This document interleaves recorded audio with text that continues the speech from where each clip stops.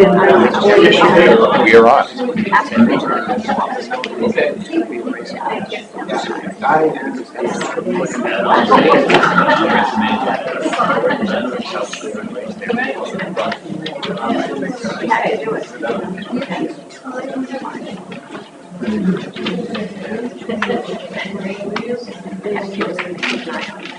Do I have to stay with them? Do I have to stay in the house? You have to help me walk around.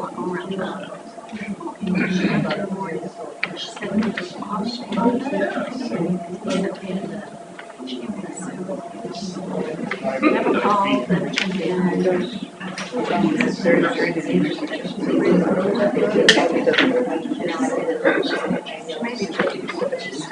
The only thing that's you are.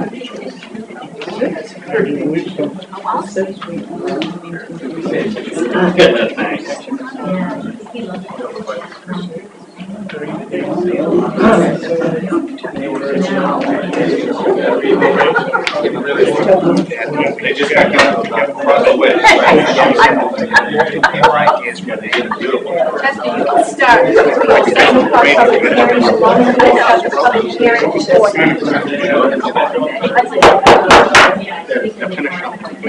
Well, thanks for coming. I'd like to begin tonight's selectmen's meeting with roll call, beginning with my right. Paul Sanderson. Ron Morgan, Chester DeRocky. Jim Rolston, Chip Puzzy. All right, thank you very much. First on the agenda is, The thing is, we have a phone, the meeting is being recorded, just so you know. first item on the agenda is Mr. Richard Ross, Hillside Ave. I am just here to give notice to the town that I have contacted my insurance company for the damages that have happened to the property from this water damage. I have a video and pictures if anybody's interested in seeing any of this. I would like to have some type of resolution. If we get a heavy storm again, I am going to be flooded out again. Everything in the solid contents-wise is pretty much, it's a goner. I'm looking at the permit application from DES, and unfortunately, I'm looking here and you capped off the 8-inch existing drain on Meadow Lane, but you never capped off the existing drain on Hillside Drive. I don't understand why. Also, the new drainage system is tied into the old drainage system, which by your paperwork says is no longer in use, but it is. You're aware of the dye that was run, and the dye ran down into Pickering Brook and did run down into in front of the garage door of my house. So I'm just here to say that I'd like to know what the resolutions are going to be and a time frame so that I don't continue to have my cellar undermined and my house washed away. Right. In front of the board tonight at 3 o'clock this afternoon, we did get in from Underwood because we have contracted with them. They submitted to us at 3 o'clock 2 proposals from Eastern Pipe Services in response to the selectmen's decision to proceed with the alternate 2 to do all those repairs down there. And so they're recommending right now that the town authorize the cleaning and television work now on that 8-inch pipe. And as soon as we get those results, proceed to make the next step. Mr. Hayes, is there any timeline from Underwood Engineering on this? Ben's supposed to get back to me as soon as he hears one. He just, we just got it at 3 o'clock today. Right. And he's put an emergency with him to try to get us as quick as possible. Right. So if the board authorizes us to sign the contract for this cleaning and TV for 270 feet of the 8-inch drain, they can then get that contract rocking with Eastern Pipe. Right? Yep. That's all I have to say.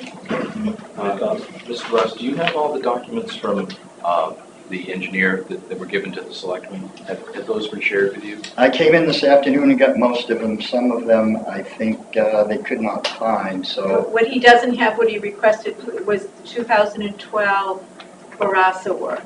Oh, okay. But because it's like a year after the audit, those are destroyed.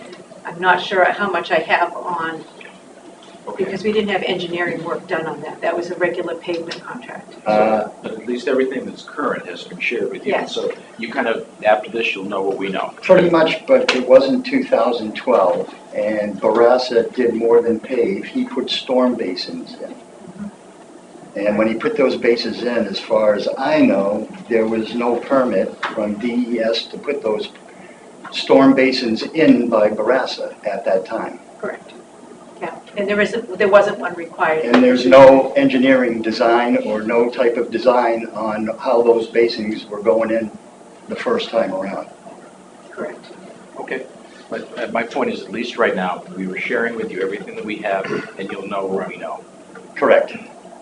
And that's, I think, right now, the best we can do until we can investigate and find out the real definition of the problem.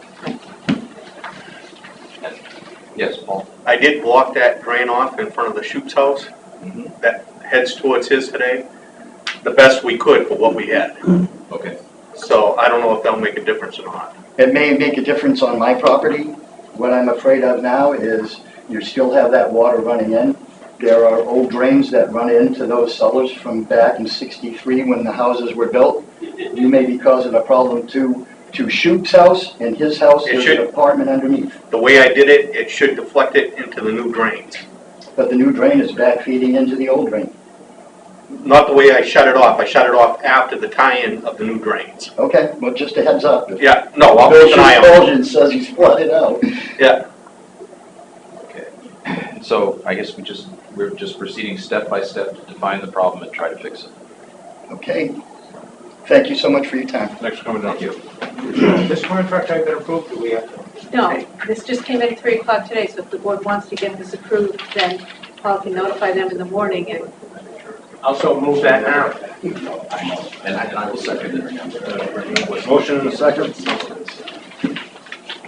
so that is for the cleaning and TV of 270 feet of 8-inch drain. Let's see, the price is minimum day rate of $2,500 per day. Yes. Motion second. Motion made a second. All in favor? Aye. Unanimous. He comes back in. Oh, yeah. Yes.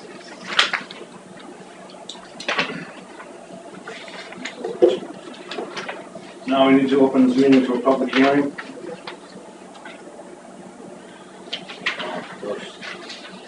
First order of business, acceptance of donations. Okay, we have 3 donations to accept. The first one is a $500 donation for National Night Out, and that is from the Chief Michael Maloney Memorial Fund.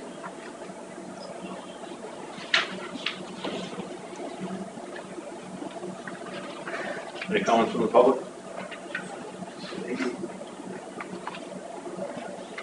Any comments from the board? I move we accept the $500. Motion, I will second that. motion and second. All in favor? And on behalf of the town, I'd like to thank the Maloney Foundation for their generous donation.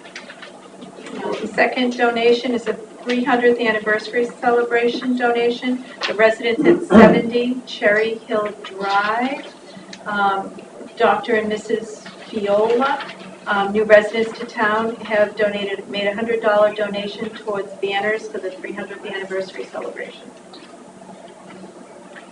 I move we accept the funds. Motion, And second. second. All in favor? Aye, and again, on behalf of the town, I'd like to thank the residents who made that donation.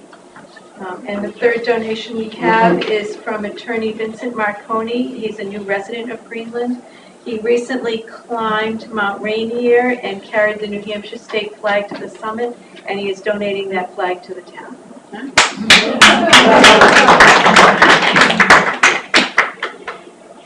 And once again, I'd like to, on behalf of the town, thank Attorney Marconi for his gift of his educational facts concerning Mount Vernon. And I will move that we accept the donation of the state of New Hampshire flag from Attorney Mark Thompson. Second. Motion and second, all in favor? Aye. Aye. Any comments from the town? We'll then hereby close the public hearing. And now we have the second group of public hearings, which is the E911 renaming and renumbering of roads.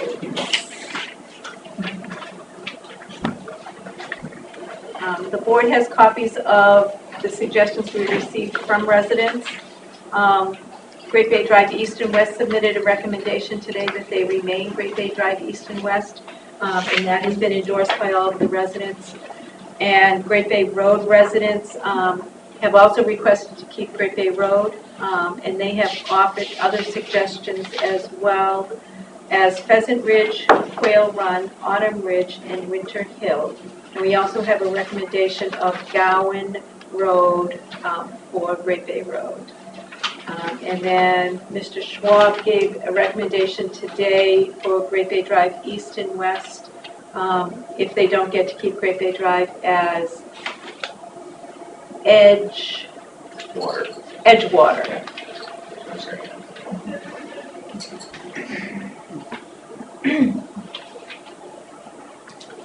Aaron, may I make I think a correction? The petition was not to retain Great Bay Drive East and Right. West. There was to Great Bay eliminate Drive. the east and west. Yeah. And just be Keep the Great Bay. Great Bay Drive.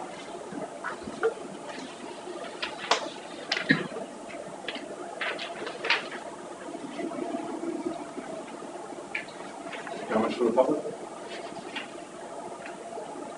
My name is Ed Humbuck. I live on Great Bay Road. My philosophy here, or my thought process, would be Great Bay Drive East and West needs to rename regardless. Where Great Bay Road would not, from that perspective. And it just makes sense to me that Great Bay Road stay Great Bay Road and Great Bay East and West rename.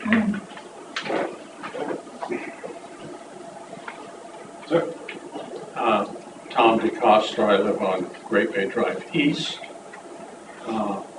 My commentary is we believe that Great Bay Drive should be retained as the name of our road in that it is proximity to the waterfront is the only place in Greenland where such a proximity exists the whole length of a neighborhood. Whereas Great Bay Road is now a junction from what will be Dearborn to Bayside. It never comes near any body of water or anything else, so it's a bit confusing to have it called Great Bay anything. Okay. I might add that I'm amazed in the meeting that we held with the residents of our road or drive, that we had an absolute consensus, I believe, of 31 individuals to retain our name. It's very unusual for me to see any 31 people agree about anything, but I think that we're very adamant that it ought to be as we've suggested.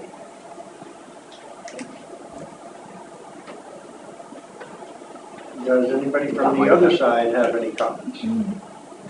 Well, I mean, if we want, we can go back to what Deb said at the end of last meeting, that it was a state road, being Great Bay Drive, that it's been there 100 years, 200 years longer than Great Bay Drive East and West. I don't think the purpose of it being along the water has anything to do with it, especially since it was named that, and it's been named that for such a long period of time. And you know, from that aspect, my only question to you is, when you have this type of controversy, how have you solved it in the past? That's a good question, because, you know, we really haven't had this controversy. That's right. Usually people have all agreed, so we've never, run into this type of thing. Right. I'd rather go by one. Yeah. We decided no more Bay roads except for one. So, in my Who's opinion, we? Bay roads are Who's we? Board of Selectmen in these discussions the last few years. It's too, that whole thing is too confusing responding to calls, especially if you're not grown up here all your life. I've been there, I've seen confusion. Everyone says your house is on fire, I got news for you, we'll find it, smoke's coming out. But if you're lying on the floor, we're not gonna find you as easily. And what is that Bay Road? What is the Bay Road that you approve? Right now, we've been leading Bayside Road, that's, I mean, I would say there's, in my mind, Bayside and Great Bay Drive are not at all similar. it still can produce the problem that we're trying to solve. The Bay roads have been the biggest problem with responding to emergency calls in the town of Greenland. No ifs, ands, and buts about it. That's what the problem is. You said we decided, I think we're we, you. Yeah. So I think this ought to be brought before us. Well, actually, to be honest with you, it was brought up long before this portion of the road name changes were brought up, because the committee kind of drifted off, and they felt like after changing road names, that weren't half the problems that the Bay roads were. To keep them straight, keep them up front, and make them easy to find. That's the problem. David Wallowitz. I agree with you that historically the Bay roads have been a problem. One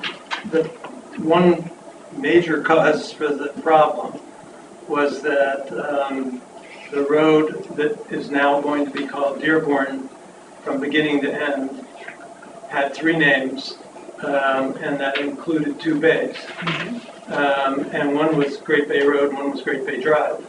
And that was, I totally agree with you that was confusing. That confusion, thanks to the decision that's been made, has gone away. Another part of the confusion was there was Bayside and there was Bay Ridge, and that confusion has gone away. There are 2 Great Bays, and I don't think that by getting rid of one Great Bay, I think will also contribute to eliminating the confusion. I don't think that saying that having another Bay Road is a solution to the problem, because when I may be wrong, you guys would know better than I do, but when I was looking at the list of new road names, it looked to me like Cold Spring Farm was a new road. Maybe I'm wrong, but if I'm right, Spring and Farm were already existing roads. In fact, Farm already had 7, and that made it 8. So I don't think that repetitive names are the problem. I think you have to be careful. If you go down the path of saying that repetitive names are the problem, you're going to be changing names all over the place. I agree with you, Mr. Hussey, that the problem was the location of the roads and the similarity of the names. But I think that problem is solved. So I do think it should be one or the other should be Great Bay. Just in response to your comments, the farm is the second part of the thing. It's not the first part. So I think that is a big difference. As opposed to having Great Bay. Well, let's stay away from farm. You've got Breakfast Hill, Orchard Hill, Spring Hill, and Doe Hill. So we went over this last time. We're not done yet. Those roads may or may not be done. Okay, so we're not done yet. So we'll talk about those roads when we get. We're talking about Great Bay Drive, East, West, and Great Bay roads. So the problem, I'm going to tell you right now, the problem with you keeping Great Bay Drive as the name with me, and I think the precedent that's been set is that there was already a Great Bay Drive, which is around the corner. So now you're going to recycle the name, and the numbers are going to get switched, making it more confusing for everyone involved. Because around the corner used to be 6 Great Bay Drive, and now it's down here, or whatnot. And I would refer to the chief on this. That's my opinion. Is it the drive that's the problem then? Because we'd be happy to be Great Bay Cove. And we are on a cove. And we can work on that. That's why we're here. We would be supportive of Great Bay, the group also is supportive of Great Bay Cove. And Cove is a road designation, and we are on the Cove, which is logical and not a previous road name, and therefore addresses Mr. Duraki exactly what you said. Kind of have the same thing with Great Bay Road, because if we're only keeping half of the road, numbers are going to be recycled, so people are going to have old people's numbers. Well, numbers are gonna be recycled everywhere. You said you're changing all of our numbers, so. Right, but changing the road name from your name to a name that already had existed is giving that number that somebody had to somebody else on a different road. So you're gonna, it seems awful confusing to me. Well, as I said, We're gonna start with this. As I said, the group also agreed on Great Bay Cove. Right, and was it Edgewater? That was Mr. Schwab. Any thoughts, safety? I agree with you on the recycling. It makes it less confusing, obviously, if we didn't have a Great Bay in one location, in another location, and it's kind of changed. Like Great Bay East and West, just going to Great Bay, but these people over here used to be Great Bay, so the recycling definitely can be confusing. You know, obviously, we won't weigh in on the names because what we're looking for is just a change. But obviously, considerably different names make it easier to remember and to go to those locations. I have a question. Jennifer Robertson, Great Bay Road, Great Bay Road. I have a question regarding the recycling of numbers. Do we know where Great Bay Road at 33, what numbers it started at? Because our new number, we're the second house in on the section we're talking about here. And we are currently 310. We're proposed to be 16. I don't think it started at 16. Yeah, well, when we were told the last meeting, we're supposed to be 16 there. Okay. On that, yep, right Is now. that you? Yeah, we made sure, well, we double checked with all the ones from Dearborn that there's not any repeat numbers. So at the intersection of The 33, it original never one. started at that low, right? Right. So they would. So it's not a recycled number. Because there was so much, you know, land and stuff there. Right. However, yeah, they just started with the 50-foot increments and went for that length. No, I'm fine with the numbering there. I just Aside. wondered if it was Yep. recycled so that we wouldn't have, if we kept Great No. Bay Road, it would not be somebody's former address. Right. Correct.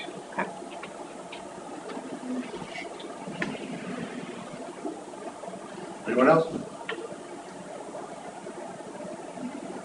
So is your preference not to have any Great Bays anymore for simplicity's sake, in the sense of same road, different house numbers? I guess I'm trying to.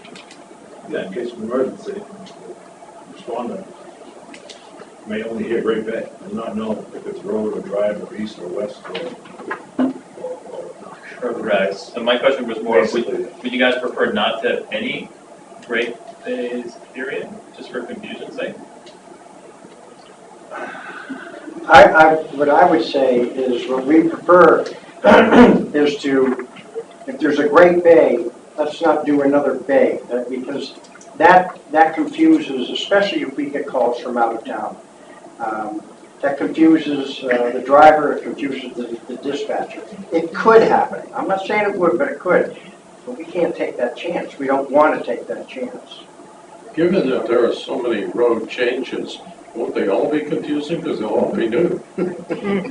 Probably in the beginning they will be. Yeah, it probably would be confusing, but I think Tara. If you winnowed it down to just one, that would seem reasonable, that it's unique enough from Bayside. It doesn't sound anything like Bayside. But if you winnow it down to one Great Bay Drive, there's only one. How confusing could that be? No, Tara can answer that when she's rushing to an emergency with lights blaring and sirens going. She could probably answer that better than I could. Yeah, and you know, yes, there has been a lot of changes and a lot of new names, but this is our fourth year going through this, so it's not like it's happened all at once. We've taken, 6 months breaks and before we've done this. So, yes, the officers learn, new roads, 3, 4, 5 at a time. Would you agree that if it were Great Bay Cove, that would be significantly different and distinguishable? I personally do not. I think that the bays, we've had all these other bays change that you guys named off, and we still have Bayside that we haven't even had a meeting with yet, but the bays have become such an issue that I think that having one bay is probably the appropriate approach for the town as far as safety is concerned. As far as what the Board of Selectmen want to do for history or whatever else, I completely understand. My job here is just the safety route. So that's why I always have to weigh in just on that aspect. I was here at the last meeting. I completely agree with the safety and the confusion and all of that. But you said that it was decided for only one to remain, and that potentially be Bayside. I mean, Great Bay and Bayside, whether it be Great Bay Road or Great Bay Drive, to me, that doesn't matter at this point, but why Bayside over Great Bay? I mean, we live on Great Bay. Just to clean up. On Great Bay, you start at Route 33, Great Bay takes a hard right turn, but if you go straight, you pick up Great Bay Drive again, then you got Great Bay Drive. You pick up Dearborn and then you pick up. Yeah, again, and we're looking at it from someone that may not be really familiar with the town. Well, I'm just saying that's all been decided, but I just mean as far as having from your perspective, Great Bay Drive, Great Bay Road, one or the other versus Bayside. Is that confusing? Great Bay, Bayside. We looked at the bays as a whole. Okay. So yes, we've had 3 bay phases, if you will, before you. So yes. So as they went through, that is what we said, is one bay is what our goal is. So yes, when it comes down to, it's just 2 things left, 3, but if one of them was going to keep it, it doesn't sound that changing. But we've changed, I think, 6 bays already. Bay Shore, Bay Ridge, Bayview Terrace, and it just, and Bay Road, and it just, Bay Drive, Great Bay Drive. So that's where it comes from. And I stand on that because, there were all these other bays changed, and what we really, our goal, our discussions have been, is one bay is what's ideal, especially for a town like this that has been so bay overrun. Right. So where it's been so much, the changes just have to be, very clear and abrupt, I think, for our mutual aid more so than the officers here. Right. So how was the decision made to keep Bayside versus any of the Great Bays? What we'd like to do is hear from you, and, as I said in the past, most people have gotten together and said, okay, this is what conclusion we've come to. That's why we have you here, right? Honestly, the RSA say we don't even have to have a public hearing about changing road names, so we really don't. But we'd like to, hear from you people and hopefully get you together so you can come up with something that is amicable to everybody concerned. So, this is why we do it. So if you can't make a decision, then what we'll do is we will consider this probably at the next meeting, and then we'll make a decision for you. But we hope you guys can do it, because we want you to, be happy with where you live and what the name of your road is. So, that's where we're coming from. So. Thank you. I'm in year 4 here. I don't recall any of the meetings, and I've only missed one, where we blessed Bayside Road as the be-all and end-all. Agreed. So, Right. Thank you. Sorry, I thought I heard that. That's not a decision. you may have heard it is. but I It's think bigger than originally- I would only say one thing and differentiate. Just say your name, please. Jody Thomas, I live on Great Bay Drive East. Is that Bayside is one word. And it's easy to say Bayside, you always say that. Great Bay Drive or Cove, which is unanimous on our is distinctly different. in recognizing it, in my mind.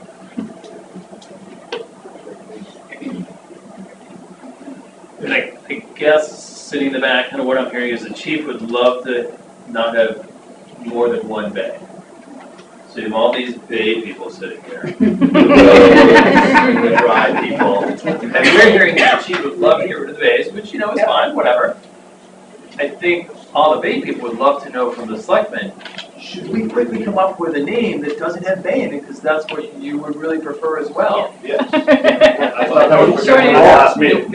Well, it's protected in the sense that one of us might get to keep kind of a Great Bay name, so we all went back and said, oh, what should we do, what should we do? So we're all here thinking that maybe we'll get to keep a Great Bay something, but again, I get it, the chief said confusing. And if you're telling us now that you agree with the chief that we don't really want any more bays besides Bayside, then I think all people here will quickly decide, shoot, we gotta pick a name quick that doesn't have bay in it. Is that kind of where you guys are? Yeah, but you don't have to do it quick. We've been meeting nonstop. You know, Just for myself, what I would say is, I have two neighborhoods here, essentially asking for the same thing. And I have no way to differentiate between your two neighborhoods. You're of equal value. And so I think the great likelihood is that we'll probably take the chief's recommendation and not use Great Bay in either place, and would ask you to come up with what is the most agreeable name to the largest number of people in your roads in order to accomplish that. So don't include the word bay, folks. I have a question on the next steps. I mean, if we were to come up with, and in fact, we did, but we being two homes. You know, none of our neighbors were, or not none, I'm sorry. Most of them were on vacation. Many of our neighbors were not at the last meeting, so we got together and we came up with some, I know, I didn't mean none, I'm sorry. But many of them were not here. We came up with some alternates, some potential names. How does that get voted? Did you then, if we were to say, okay, we've narrowed it down to these two or whatever, would you send something out to the remaining neighbors, or is it the people that are here? People that are here. Okay. Just do it. Just curious. Unless, you can send an email to Karen and say there's 8 of us on this location that agree on this. So that everybody doesn't have to be present that night, you know? This isn't a. Is that necessary? What, to be here? Is that required, or is it only present to win? If you prefer to be in person, absolutely can. But otherwise, if you email Karen, that's the way other neighborhoods have done it. Is either we're unanimous, or we have 6 people that like this and 7 people that like that. And Gotcha. And then the Board of Selectmen kind of. Right, and their suggestions are Pheasant Ridge, Quail Run, Autumn Ridge, or Winter Hill. We already had a Blue Heron. So. Right. Yeah, we got that off. Now, Autumn's already taken, Autumn Park. that's not Winter Hill it is. That's just the name of the industrial All right. park, it's Alden I didn't Ave. know if that would confuse people. Run it out. It's Alden Ave. Autumn Pond Park. It's just the name of an industrial park, Right, like right. condo development. The actual street address is It's all. Alden Yeah, Ave, I just, What was the winter one? Winter Hill. Winter Hill. But I'm correct. Because we're one of the highest points in the I'm town. sorry, Right. I interrupt.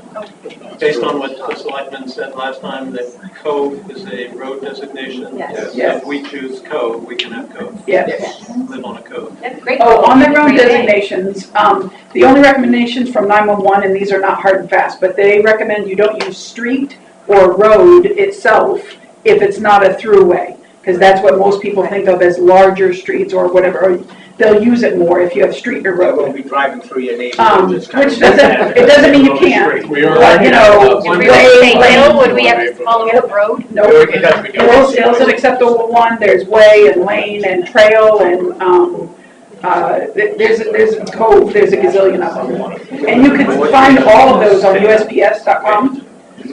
And I think there's something like 200 or something. So. As long as the post office is happy. no one asked us. You're a great bay. I have just one more suggestion, that's nothing to do with the name, but for some reason I have lots of time sitting at home right now, and I come up with stupid ideas, but this one's stuck. When you come to the intersection, where Great Bay Drive East and West breaks off, when you identify the street, put the first number with an arrow going right, the first house number on the right, and the same thing going to the left. I see that a lot in different communities. Yes, it'll be a number through a number, and then a number through a number. Like a hotel hallway. Yes, we've already, yeah. Actually, I'll give credit where credit's due, that was Pauline's suggestion, and we said absolutely. And one more question, Chief. Where Bay Ridge has now become Osprey Cove, Yes. if they chose Cove, would it be a problem having a cove going to a cove? No, it's just like having a street into a street or a way into a way. It's totally fine. Thank you. How much time do we have? 2 weeks, then let's come back to the next meeting, well, 2 weeks. If 2 weeks is enough for you, then that works. Yeah, I think that's good. yeah. Yeah, You much can quicker get than everything to that. Karen We over. don't get time to get all the notices and stuff out. Yeah. Great Bay Road, okay with 2 weeks? What are we doing in 2 weeks, though? We'd just like to. You have 2 weeks to get in the names. And Unless they we want can to tell make a you final from- decision tonight. We can tell you from living with this No. ourselves. Our choice was made and implemented in February, and Google got it changed last week. Yeah. So it's a 6 or 7 month process, and it's a pain. It is. So You know what, I would say it's not that bad. I've had 3 or 4 issues. I'm gonna guess your wife writes the list. First, the road, outside name was changed, it was a substitute bus driver. Bus driver drove right by and didn't pick up my kids. It didn't say Bay Ridge anymore. Got sent to Osprey Landing in Portsmouth versus Osprey Cove. Oh. And the guy couldn't. You're not helping. That's it. That's it, really. Everything else is simple and then Karen? comes in a packet. But you moved at the same What, time. what happened today? What? When Yeah. you moved the driver for 18 No, I moved to Bay Ridge I had a Road, driver and of I an stayed at Bay Ridge 18-wheeler Road, and come it was changed to Osprey Cove, so I did it twice. A driver of an 18-wheeler came here this morning and asked where Tide Mill Road was for the transfer station. And I'm like, in Hampton, the transfer station has Tide Mill Road? Oh, this isn't Hampton? Oh, no, this is Green. Well, that's usually right. Yes, sir. Janice Griffith is mute tonight, but wanted to know if Bayside was going to be able to keep their name without coming before the board. We don't, Maybe not, maybe. Yeah, not necessarily. That's the answer, yes. nothing's etched in stone. Right, I'm good. My granite post in front of my house is. Mine does too. Unfortunate. I will tell you, unfortunately, the first thing I do is I get in the car and I drive along and see if I see 100 granite stones, I'm gonna bring bulletproof vests if I ever have to do one of Right. these. And what we found, We've they done that. changed a lot of their numbers and they had granite posts. What they ended up doing is taking their mailboxes off and turning it upside down and replanting it. So will Paul do that for us? It's not enough. I second that It says Great Bay. Oh, It'll be good for this one, you can turn it upside down. oh. And still the spiel is, we may renumber you, we may give you names, but if you don't have something we can spot on the road with your number on it, we're still gonna have problems finding you. So if you see something out shopping or something, you say, well, I'll show up real bit on the end of the road. Put it out there. Mailboxes sometimes on the opposite side of the road. I always loved that when I got 4. Yeah. That's true. Any other comments? Anyone? See you in 2 weeks. Yes. So what are you looking for? Names. We have Anything but bad. 2 weeks to come up with a name. Not anything. Yeah, come on. I'll tell you 20 years what I would have done down there. Duck Harbor. Even right in the middle of it. All right, there are no, Well, there are no more comments. I have a quick question about numbering. I had sent you the email about. Yes, Um, yes, I did have it. just about the east to west numbering versus west to east. For Right. Great Bay Road. She had questions about why 911 started the numbers here, down to here instead of vice versa, Because because that this is the is drive closer is the other way. officially, right? And what they said was they try and go out from the center of town, but in addition to that, down there, you never go up into a dead end, because you don't want to attract people to drive further. And on this one, because this is such a major intersection, that they considered it a more of a major intersection than this one, and that's what they want to start the numbering from. That's Okay. why they did that, because I asked too, I said, she makes a good point, this is probably geographically closer to the center Yeah, because Stratum's of right there. Greenland. Right. But with it being such a, kind of a far intersection versus this one, that's what they said. Okay. So they would still recommend starting it the way it shows here, but kind of, I guess, for a different reason than what we explained. Okay, so last time I brought up the numbers 49 and 51, because my house is 50, the new 51. Here's this one? So there should still be a number in between those because of that other property? Right, I think this is the one that we talked about last time, changing this to 53 so that this would be open. Okay. And this is just, this is the same map that they had last time. Yeah. So we had already notated. Oh, okay. I didn't know if One that address had in been between. changed. Yeah, yep.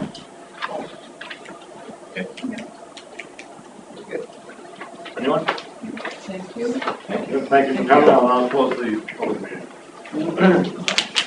And we will table this till next. Table this. Yeah, the room empty, so. I will.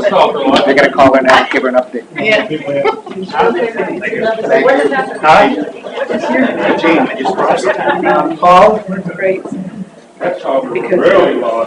Just hang on one second. Yeah. Conclusion on it. Okay, Mr. Chairman, if I may, I'd just like to, while Paul's here, and I don't want to keep him all night, address one issue that I'd like to bring up to discuss. Has a stake in it. Let me make another phone call. It's not for what, Yeah.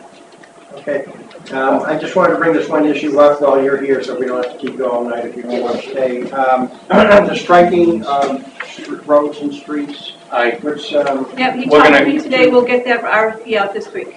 okay, great, okay, good. And also, I believe earlier in the meeting, you might have heard us take a vote authorizing the $2,500, up to $2,500 towards the pipe investigation, Mr. Ross. Yeah, I gave him the signed contract. Okay, we did that. The other thing on the agenda, so Paul doesn't leave, is the snowplow contract. That's coming up, that's later on in the, Yeah. let's go to,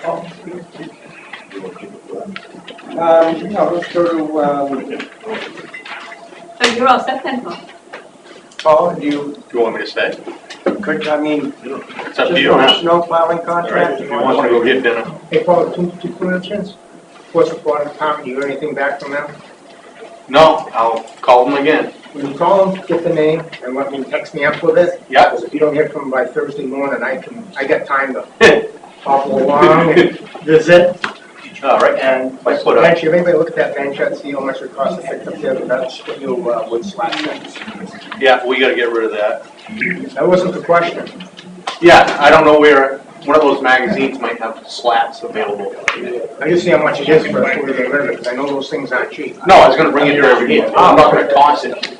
Oh, I was gonna take it right off for the time being. I'm afraid someone's gonna go right through it, that's all. Right. Yeah. The stuff that did, by the bandstand, Yeah. he did that to the two It's benches a down different there. type of wood. It is, I looked at that. They screw into the concrete, like a tiny groove, you put dowels in Yeah, I there, know, yeah. so they're more. There you go now. Thank you. Oh, wait, Paul, so quick thing, do you want to stick around when we go to the snow plowing? How long?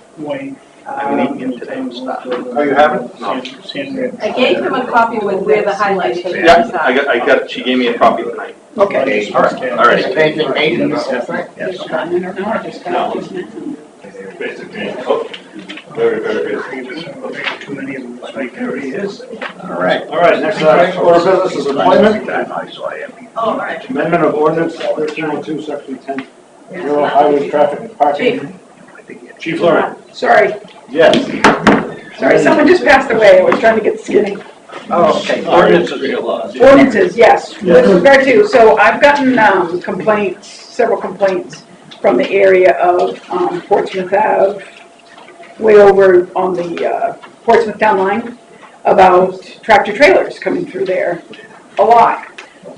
Seemed kind of curious, so I followed a couple of the trucks and they went down to Sudson's, all the way to Sudson's Soda, took a left, went up through the 151 lights, then took a right at Ocean Road into the TA.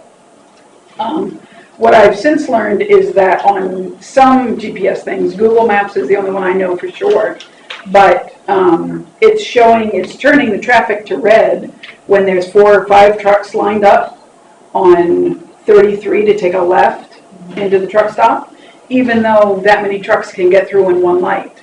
But it's turning red for traffic, which indicates that it's rerouting other trucks around to get to the TA quicker. I don't really know how to address that other than making that part of Portsmouth Ave a no through truck, I guess, area. I've talked to New Hampshire DOT, and obviously it's a state road from Suds and Soda to the intersection of Newington Road. And it's Portsmouth on the other end of the road. So our say would only be from the town line, which is after you've already turned down it, until the Newington intersection. So it kind of puts us between a rock and a hard place, but I totally understand that neighborhood not wanting those huge tractor trailers coming through that much. You know, it's not 1 or 2 here and there now. Yes, sir. Well, how are people going to, how are the trucks going to get down South Newington Road? No, if you have business, there would be no through truck, so no driving just to get to someplace else, because that's not a major artery. It's not needed in order to get from point A to point B. If you have business down there, absolutely. Well, question 2. Yeah. How is this going to be enforced? This seems like Well, it seems like, I mean, you could sit over there a year ago. I'm not going to, I don't think you should. Yeah, I sit over there a lot. You can sit over there a year ago and there may be 1 truck come through, maybe. So I think a lot of the trucks would be obvious if they were, you know, if they're pulling an excavator or something like that, obviously they've got local work. But if you have these big national trucks coming through, you know, it would be a matter of where you're going and stuff like that. I'm not saying it's a miracle, but what I was hoping is if we get it designated, I can at least push that information into Google and maybe they would stop routing trucks down there. It's like dealing with the federal government. It's just really difficult to get them to switch anything. We can push information up to them. I could push it up as no through trucks right now, but I figured I should go through the channels. Yes, sir. Okay. I think you haven't run this through the city of Portsmouth yet, correct? Yeah. That's one of their own roads they have to maintain too. It's short, but. Oh, yeah. Oh, absolutely. Well, I can't see us shutting down all of Portsmouth after that, but I can understand now the problem. Just having a few trucks making their way by accident, they're lost, that never happens. But, right. They get lost, go down that way, but if they're Google's, and I've seen a lot of changes with the GPS. Yeah. Unfortunately, I only have to use Waze so I can get around. I don't have to deal with the trucker stuff. But the truckers are keeping up with getting around traffic jams and stuff like that, Yes. back roads. So I think if you go to the traffic committee, I don't see where they would have no problem putting the sign down one end, and we can enforce it on our end, and that should put pretty much an end to it. But if the sign is not down on 33 and Greenland Road where it comes out in Portsmouth, they're still going to go down there. They're going to say that no place to turn around, folks. Sorry. Right, except that you're right. If it's just at the town line, you're absolutely right. Yeah, if it's out there, I struggle with it because if the trucks were going down there for business, I support that. But there's a lot of I haven't seen a lot of it because I do go through the busy times a day, and I haven't seen a lot of it. But it's getting more and more. It's substantially enough that I confirm to these reports because sometimes people exaggerate. And we also have the bike path right there, or Portsmouth does. So what's the biggest issue with the trucks? Is it speed, volume of trucks? I think it's the volume. Safety? Because obviously it's, the neighborhood is situated such that the houses aren't real far away from the roadway. Yeah, you have the front yards and stuff because obviously it used to be a very different neighborhood than it is now with us growing. So I just worry about the kids, the dog. We have a lot of people walking their dogs and biking and stuff in the area. So Was this brought to you by a resident or Yeah. a committee of residents? Or a single resident? a resident, and then he had a couple other residents call. I would say that road probably isn't used to truck traffic either. Never was designed or built. Well, and I'm a little bit concerned with actually the infrastructure. Yeah, but it was the main road back long before you were on this earth. Well, Okay, and I don't think it's been really upgraded. I have a concern of where does this end, because of, this kind of reminds me of the street light of last week. If one guy asks for no trucks, I don't want any trucks on my road. I want all the trucks on my road. Right, Everything in this room, everything you touch, everything in your house was all moved by truck. So you absolutely. gotta give them a little bit of a break, just think about that once in a while. I mean, I understand trucks and safety and everything like that. I totally agree with The you. speed limit is If- what, 25? 25, well, 25 and then 35 20 later in on. front of that house there. But I agree with you 100%. If it wasn't for the technology sending them down there, I would totally agree. Because there would be, every once in a while, it would be this, it would be that. But, I don't know how to tell Google to not send them through there without having that. Example, I have some property in Tide Mill Road, I'm gonna use myself as an example. Yep. Google sends them down that little road to get around traffic as well. That road is as wide as this table, not as wide as this whole table, it's a very skinny road. Right, yeah, it is. Could I have no through traffic? Because I'm requesting a no through traffic, which is streets in Portsmouth, Broad Street in Portsmouth, so no through traffic. I brought this up years and years ago too. It just seems like we're gonna start catering to every street with every want over If we- need. I don't know if it's a need. If we make that no through traffic, can I have the no through trucks? No. I'm just kidding. It was a very straight face. Yeah, Wow. But that's one of my. No, I totally understand that. I mean, it's right off of 95, it's right off of 33. Yep. It's- But it's a residential neighborhood that, quite frankly, isn't built for that amount of trucks, and I do worry about the infrastructure. Do we have a as far traffic as- count? No, I don't have Do we have a a traffic count with the, can they We can- decipher trucks from? I think the county will do that if we ask. I mean, I need some data Yeah. on this. We could probably do that. I don't know, can it differentiate between trucks? Okay. Joanne Spradlin, Rosemary. I was just wondering, can she push up the no-throughs on Google and still not have to have those signs up? I suppose it's possible, I would endorse that. It's No? kinda- To me, that's a little bit shady. but That's Well, just no. me. Okay, so because it has to go, the only reason they're coming that way is because Google is misreading the trucks on 33. Right. If you get that status, if No, that's. I understand that. But Because a truck could still go through it, but it would be, that was my concern. The reason they're doing it, the only reason that we're getting so many is I because of that. 'Cause could look if they have an option to say not recommended for certain things, as long as it's not definitively no. I would suggest you do that rather than do what? We can do some See, research. Look for it, yeah, look for a not recommended for See trucks, if she can do things it. like that, I'm not recommended. yeah. Yeah, I can get with 911, deals with them electronically all the time, maybe they have a suggestion for that. Right. No. Rob? If we can do it that way, that'd be great. We can figure that out. But we gotta remember, we got a lot of state roads in this town. Right. Because they're always going down Post Road on Sunday night, just to get around because the traffic at the poles. It's not just cars, we're getting a lot more traffic now. I'll go Friday and Saturday. Right. Yeah. So I'll look into that, and if there's not a way to do that, maybe we could at least do a traffic study just to figure out Right. what kind of problem we're dealing with. Right.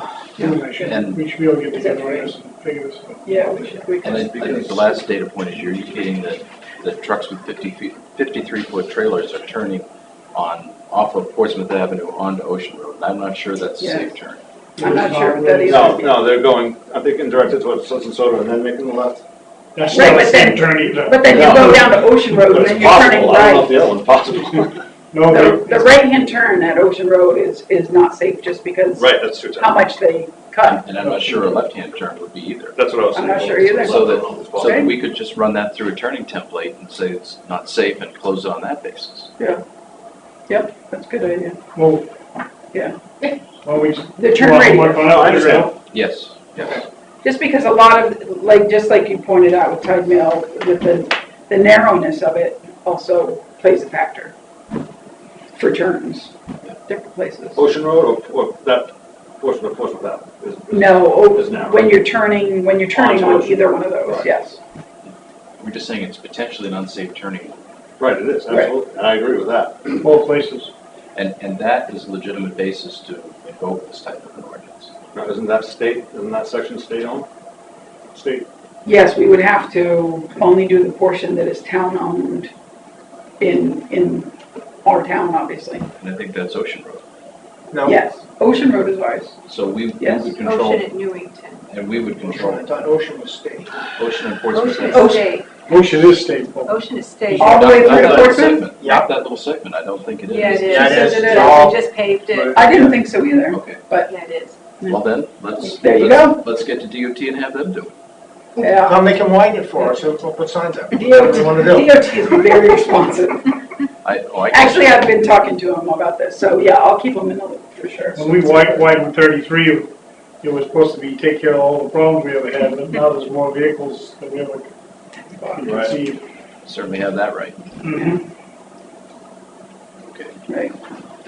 So I'll report back with both talking to Google, talking to DOT, and seeing if we need a traffic count to get an idea. yeah. Gonna do that in a couple weeks, isn't it? Yeah, oh, absolutely. Because Rockingham County, tree. Anything else? Any comments? We'll table this till next week, next meeting? Thank you. Next item is the approval of minutes. I make a motion, we approve the minutes from July 23rd. Second. Motion is second. All in favor? Aye. Aye. Motion passes. Okay. Old business.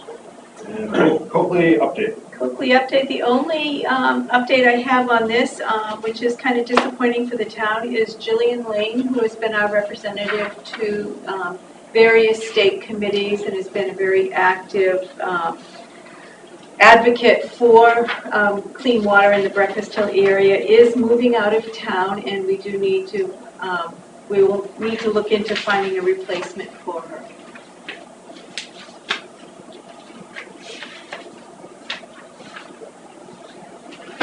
I'd like to thank Jillian for her service to the town. She's done a great job. And a very good job. Do we know whether or not that position is still available?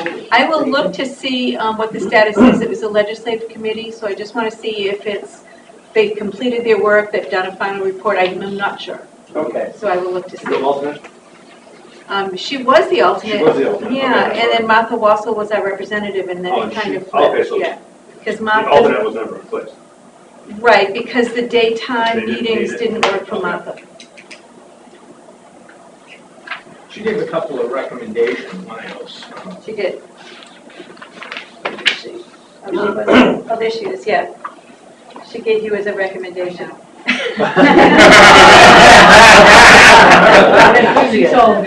I was honest and said I thought my neighbor, she also recommended might be a better fit, just because from the beginning they were both very involved. So I think they're talking about it. I just wondered exactly that they know they were nominated. No. This is all fairly new. All right. Anything else on Coakley? No. Fire department design, Chair Morgan has asked this item to be added to the agenda. Okay, before we proceed with this issue, I'd like to address the letter that was submitted by the building inspector requesting to be involved with the design process. I certainly see no problem with that and would welcome his thoughts and any ideas. Anybody else have any comments on that? No, I think it makes sense. Okay. I also think he should be involved in any building projects that go on in town. Agreed. Okay, at our last meeting, we The only- discussed. The only Go ahead. concern about that is, if he's involved in the design and then he's asked to deal with permitting, that might be an issue for him. So I just think we want to be careful about that. I certainly think his input is valuable. Yeah. But just be really careful about then asking him to do an inspection that says after we've constructed it, it actually meets something. Well, We may want to contract the inspectional services for that particular structure out to someone else if he has participated in the design, that's all. even as an advisory. Oh, well, the concern is, the thing is, he'll say, well, since I helped to design it, it has to be great. No, right, there's a possibility of conflict. Yeah, and so just, Yes, Chief. Can we keep them off the committee, but keep them advised as we go? Right, sure, yes. Right. oh, yeah. Yes. And Yeah, we can can fine-tune he this, inspect it? That's my thought, That's, okay, okay? that's Yeah. my thought also. I don't want to keep him in the dark, I just want to keep him unconflicted. No, and I think he has a valid opinion on Mhm. this stuff. Okay, at our last meeting, we discussed moving forward with the engineering and design of a new fire station as voted on by the town. The proposal set forth by Mr. Reese at the last meeting makes good sense to me. And I'm ready to work with our fire chief and put together a building committee to work with the town to develop a wants and needs list, and then move on to develop preliminary floor plans and the scope of work. And I think we should work on, my thought is that we should work on putting that committee together.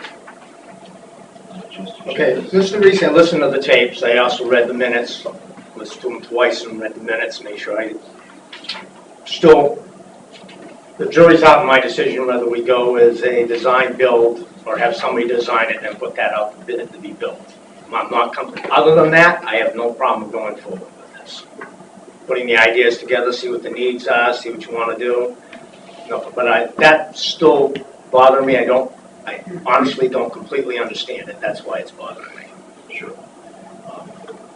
For me, before we go and decide to that point, I think it's important that we get a geotech investigation there. The reason being that we know that this building right here is essentially a filled wetland. We know that the police department is essentially a filled wetland. I don't know what's under that building over there.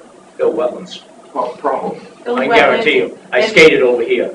And on that property, we have the ability to get some funds for cleanup, for excavation. It was a former site, if we're talking the Public Works building area. Yeah, and no. There was some buried gas tanks there for its prior use. So we have had some extensive studies done, and there are monitoring wells already on the site. Yeah, we had a phase 1 environmental. We did, and then we have funds available to take the next step. I'm not so much worried about the environmental part. I'm worried about the ability of the soil to bear the weight of this proposed building. And that's what I mean by geotech, is to get some borings to determine what the materials are underneath, to see what the soils there can bear, before we decide that that's our site. Did their phase 1 continue borings in mind? I'll have to read it. Because that may be enough to give what you need to have the answer. If so, that's wonderful. But you see why I'm saying. No, yeah, because it could be a foot of dirt and 4 feet of clay. Yeah. Or filled in muck. Drill holes. Yeah, drill holes. And that's all I'm saying. Money well spent. But other than that, I think, once we know the geotech and the ability of it to bear the weight of a potential building, getting the committee in place is a good idea. I believe, and you might be able to confirm, can we use the funds from the warrant article for the design and engineering of the fire station for this study? Yeah. I believe so, because that's a first step, is determining what in fact the soil will bear. It's design and engineering, so. Okay, so we have funds available to move forward with that right away. Yeah, and we have our phase 1 environmental that was done when we purchased. Yes. And so that's all good information. Okay, so that would be step number 1. Go ahead. Do we have the study they did the first time when we bought the piece of property? Yes. The environmental. That's what I was talking about, Yes. Robert. I think it was borings then, so that may be all we have to do for borings. I don't know. Yeah, so. Okay, that can be pulled in, check on that. Okay. Any questions?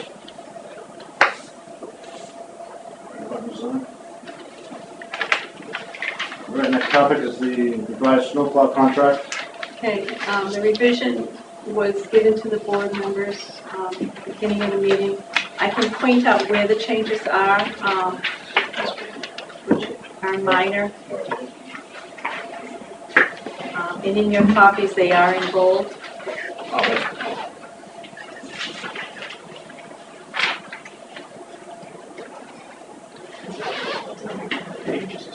I'll number the pages, yes. Under one, the request for proposal, we put how the town employee would be available to assist on town properties. Right, between normal business hours, 7 and 3:30. Management operations plan, there was a problem in the past about who got called first to do what.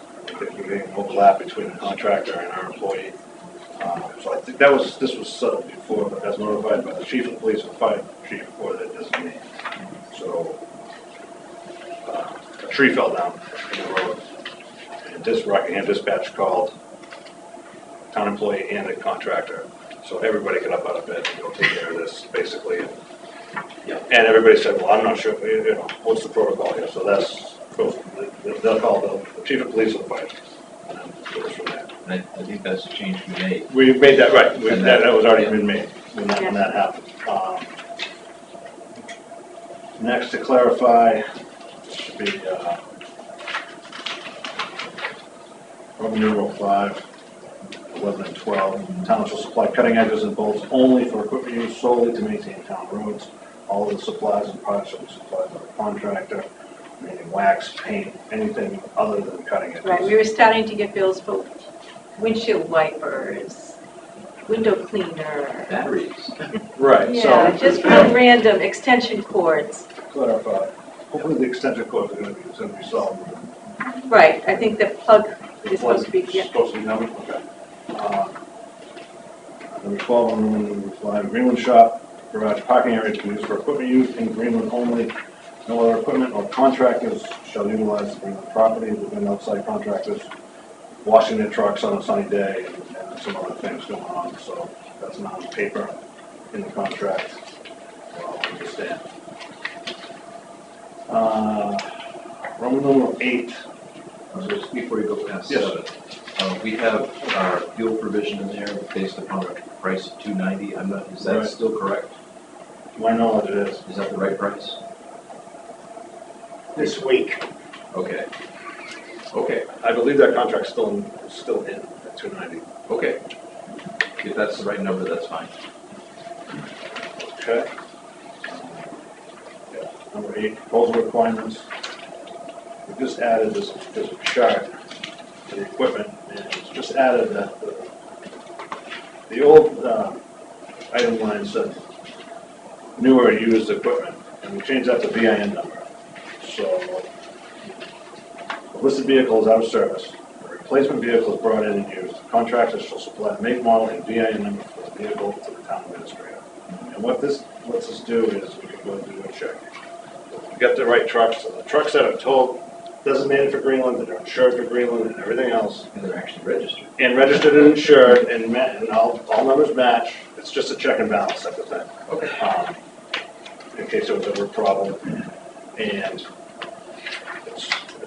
it's a check and balance. If you see that the truck's supposed to be in Greenland and it's not, then you know.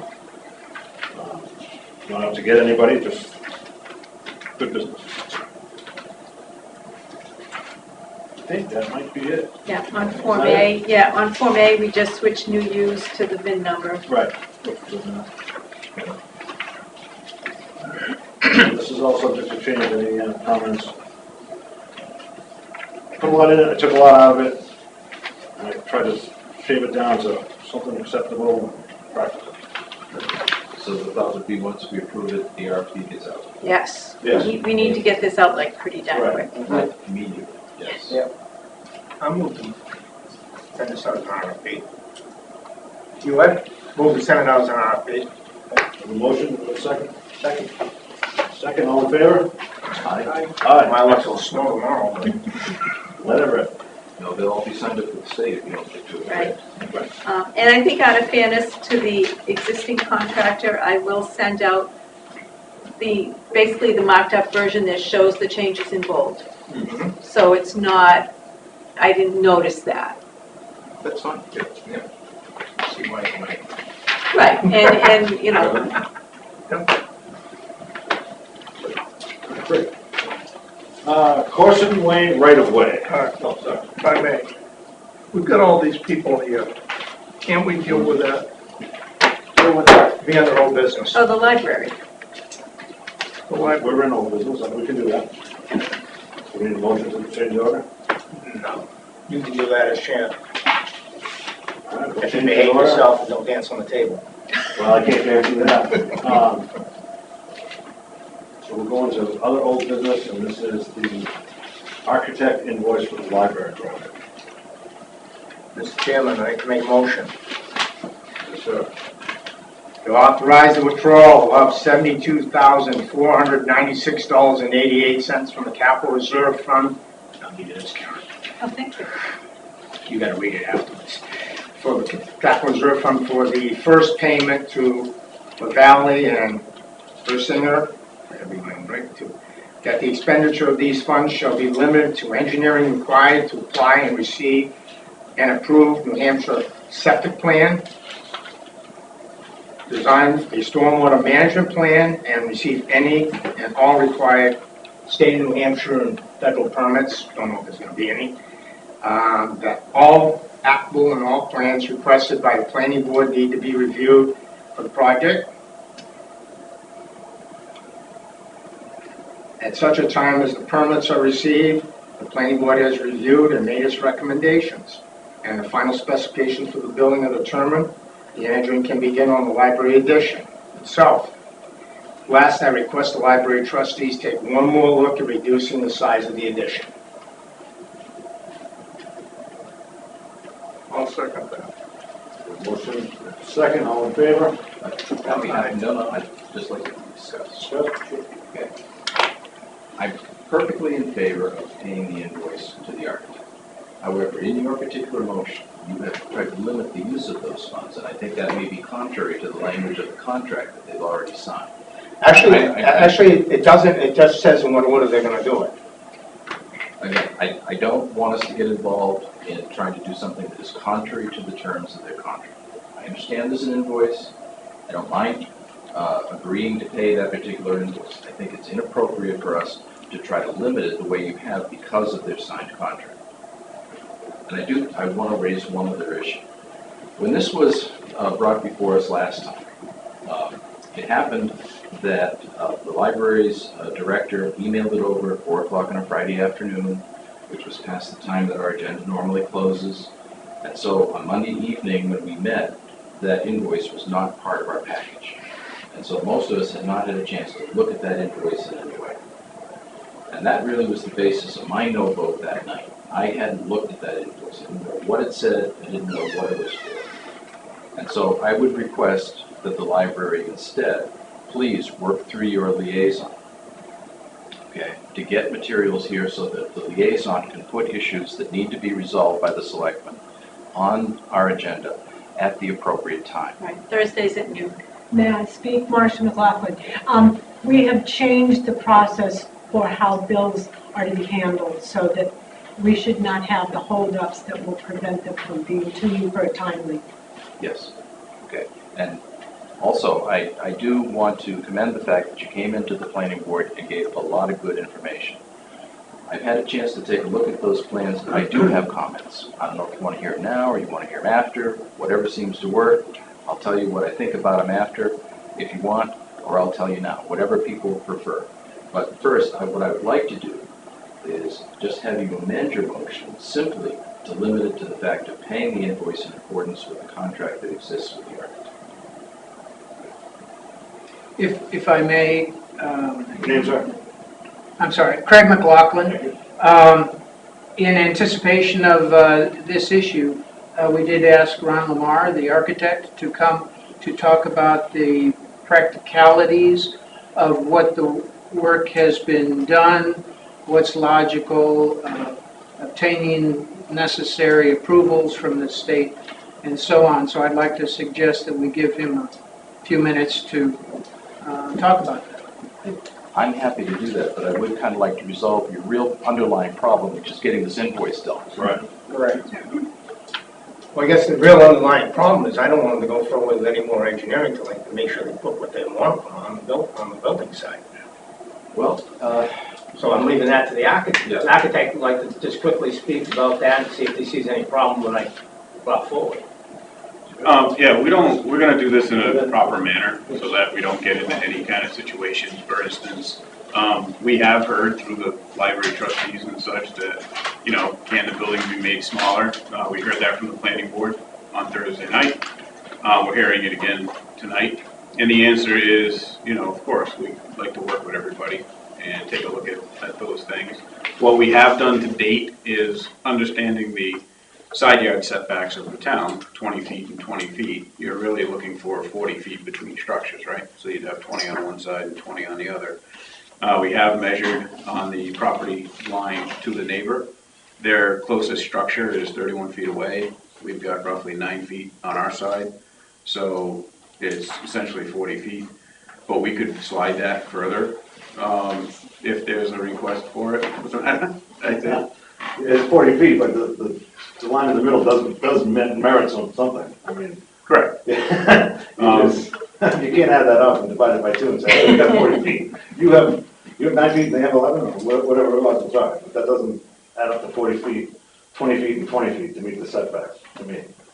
Okay, Right. so in that light, right? Right. We're here to say that, you know, if we need to go with 20 feet on the side, we're already 25 feet away from the church.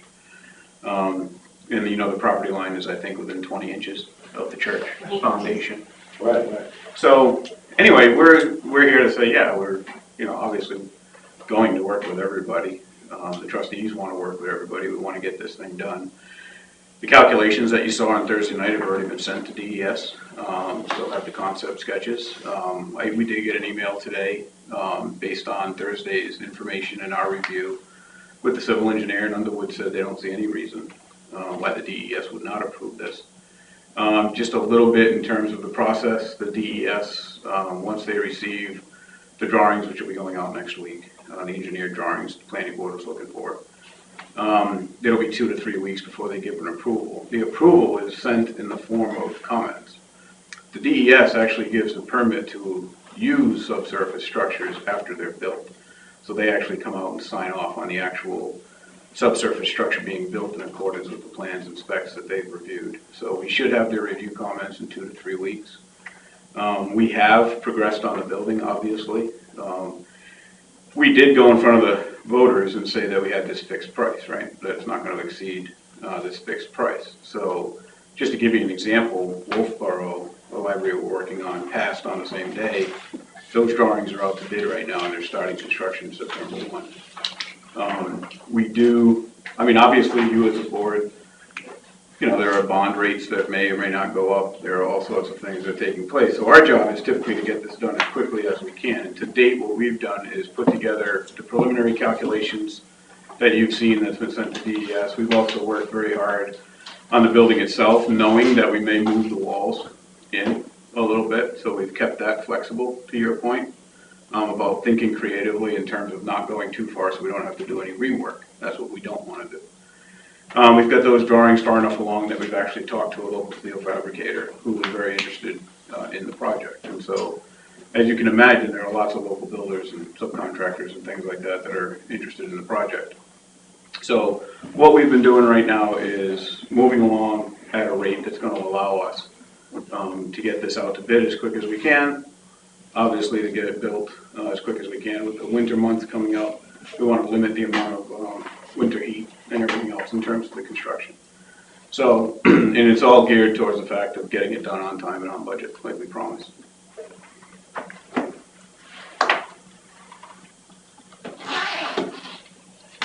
So, Ron covered a lot of things there. I want to just go ahead and quote Underwood because he went over that kind of quickly, but we have from Underwood in writing, I won't go through the whole thing, here's the key sentence.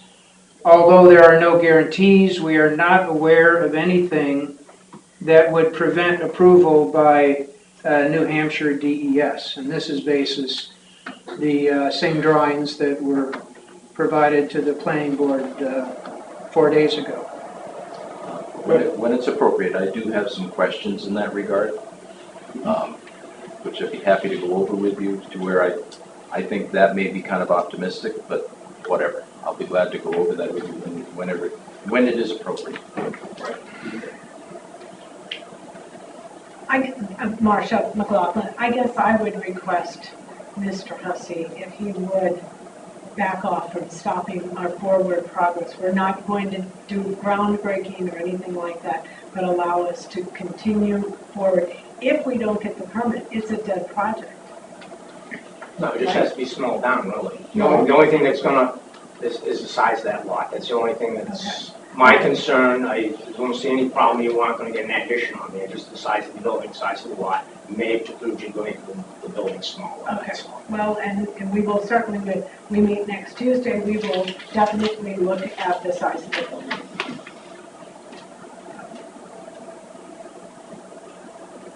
Okay, I am with Paul. I'm not in favor of approving a motion that's contrary to what the contract states. I am in favor of approving the motion to pay the invoice, but as Paul states, I'd like to keep it just the way the contract is stated. I withdraw the motion. Motion withdrawn. Okay, then I will be glad to make a motion to approve the payment of the subject invoice to LaValle Grenzinger Architects. Second. Motion and a second. All in favor? Aye. Aye. And then I can give my comments now or later, whatever the board wants me to do. We're all here, let's go. Okay. All right. And when I took a look at these, and the plans were very helpful. Do you mind if I write this down? I don't Sure. try to stay green. I'm gonna put this on. Oh, we do there or here? Whatever works. First one is on the septic. Yep. Okay. My question is, what is the impact of the rule ENVWQ 1008.01, which is the max lot loading? Okay. And what that rule indicates is that the maximum loading for a lot is 2,000 gallons per day per acre. Okay. You have approximately a third of an acre, okay, which would yield approximately 670 gallons per day as your maximum loading, and 1,150 is proposed. And so my question for the pros at Underwood is, what is the impact of the max loading rule? Okay, and how did they deal with that? Okay. Okay. Quick question, is that a shared system with the parish house? Yes. It is. So are those numbers including the parish house? 1,150. It's on the technical information that came from Underwood. Yep. And you'll see on page 1 that under their version, they're assuming 1,150 gallons per day is the load. And when I read ENVWQ 1008.01, it tells me 2,000 gallons per day per acre. You've got a third of an acre, so about 670 would be your max load. Okay. Now, my drainage concerns. If you take a look at your topo map, what you'll see is at the southerly end of the parish house lot, you start with topo approximately 102. And at the northerly end of the library lot, you have elevation 82, so you have a 20-foot difference in head through there. When you take the parish house, that to me is virtually 100% impervious lot, because when we talk about our regulations, a gravel driveway is treated as impervious. Their drainage calcs did not deal with any of the water coming off the parish house building or the parish house lot, even though we can tell from topo that it's definitely headed in that direction by sheet flow. Okay, so I don't understand in their drainage calculations how they are going to deal with the water that comes off of the parish house and comes off of the parish house lot. They indicated to us that without taking that into consideration, their drainage system could handle the 25-year storm, maybe could handle the 50-year storm, but I'm guessing that if we're taking a 100% impervious lot, adding a significant amount of water in there, that their drainage system would not adequately handle that sheet flow. Okay, so a question for them how they would handle stormwater. Okay. I understand their design, and if we were thinking about shrinking the building down some more in order to gain more infiltration area, it might work. Okay, but I don't see how it works under the current situation. Yeah, oh, definitely, if you don't mind, what we'll do is we'll write this up, get a written response from them, and submit it to you through the trustees. Yep. The only other real concern I had was the separation of your proposed addition and the parish house itself. If you take a look at the plan, it says there's a separation of about 17 and a half feet between the addition and the parish house building. Yeah. When you take a look at the actual, that is measured from a property line. When you look at what's out there on the plan, you'll see that there are 3 window wells that go out to 3 feet. Okay, and they're there under a recorded license in between the town and the parish house. So I don't think you have 17 actual feet. And so my question, and probably the question you'll get from the planning board, is if in fact a Town of Greenland Fire Department truck had to get around to the back of the parish house, how does it get around without hitting that addition? Okay, so it's a turning template problem. Okay, and those are the things that I saw based upon your plans. Okay, so hopefully that gives you some technical questions that will help the planning board. Perfect, thank you. I'd just like to say that kind of detailed feedback is helpful to us, and it's, in the spirit of cooperation, we'll be able to address those. Well, good, because I'm sure, being on the planning board as long as I've seen a couple of plans, and that's the type of things we do, and that's the questions you'll get. Okay. So the more notice I can give you to come up with an answer, the better we're all are. May I ask one more question to the people who have served on or repped the board to the planning board? Mr. Windsor, right? Yes. Last week kept referring to the fact that they would act as in an advisory capacity to the selectmen. However, this is not the selectmen's project. Would they not be giving us feedback? I don't understand how they're advisory to you all. I think that was kind of a misstatement too, because if you take a look at the statute, the reason you're in front of the planning board, 674-54, you're there giving information a required public hearing 60 days in advance of construction. Okay. I think what he really meant to tell you was that they're not granting approvals or denials here. Right. They would be with regard to the parish house because they're not public property. Okay. But so far as this town project is concerned, they are advisory. Now, are they advisory to us in a certain extent? Well, so long as we're dispersing funds out of our capital reserve, yes.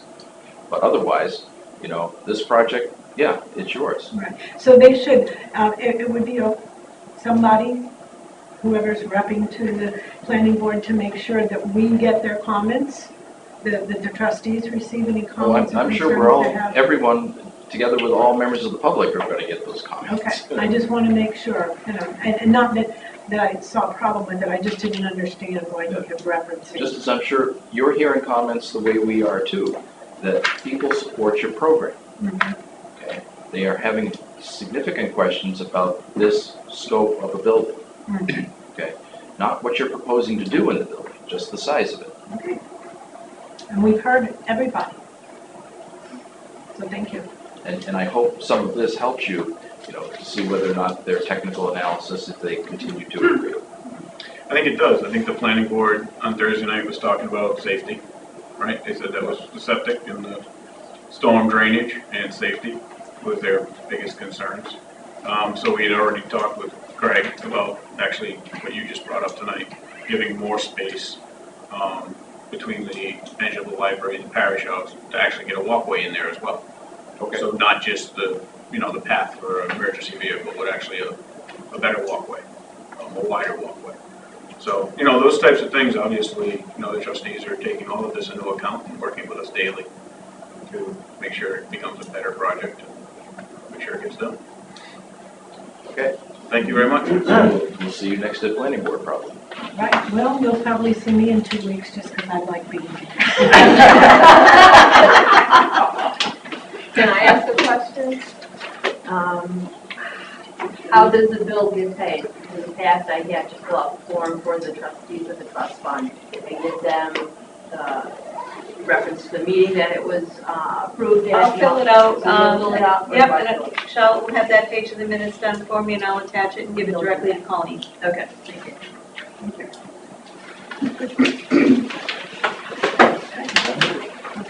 I guess I'm going to have to leave because my ride is leaving. Thank you very much. Thank you. Thank you. Thank you.